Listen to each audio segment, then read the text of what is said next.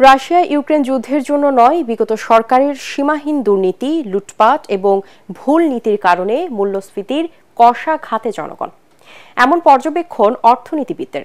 চলমান অনৈতিক পরিস্থিতি নিয়ে রাজধানীতে এক কর্মশালায় আলোচকরা জানান, দেশে নতুন করে 1,78,00,000 মানুষ দরিদ্র হয়েছেন। এজন্য বিগত সরকারের উচ্চাভিলাষী এবং অবাস্তব বাজেট রিভাইজ করে সামাজিক সুরক্ষা খাতে বরাদ্দ বাড়ানোর পরামর্শ বিশেষজ্ঞদের। ইমদাদুল্লাহ বাবুর রিপোর্ট। দেশের সামষ্টিক অর্থনৈতিক পরিস্থিতি এবং এলডিসিতে উত্তরণ নিয়ে এই কর্মশালার আয়োজন করে গবেষণা সংস্থা র্যাপিড। এতে আলোচকরা জানান, মূল্যস্ফীতির সাথে আয় না বাড়ায় চলতি অর্থবছরেই 6% মানুষ ক্রয় ক্ষমতা হারিয়েছে।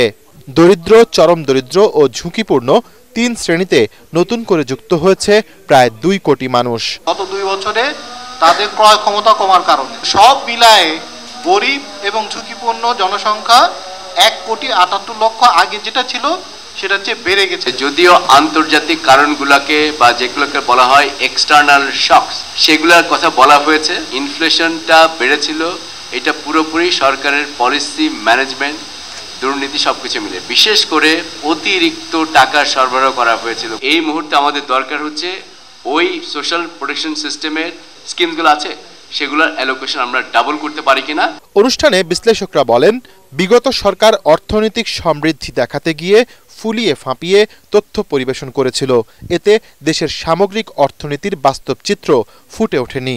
এ অবস্থায় 2026 সালে মধ্যম আয়ের দেশে নিজেদের উন্নীত করা ঝুঁকিপূর্ণ হবে বলে মনে করেন তারা।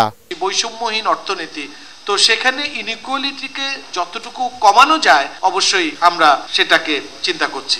যে এই বাজেটটি ছিল 7,97,000 কোটি টাকা, অবভিয়াসলি সেটা একটা অ্যাম্বিশাস বাজেট, কিন্তু সেটাকে রিভিজিট করা তার একটা বাধ্যবাধকতা আছে।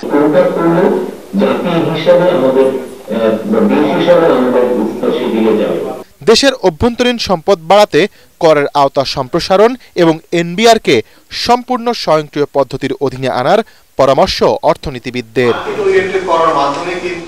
ইমদাদুল্লাহ বাবু, ATN বাংলা, ঢাকা।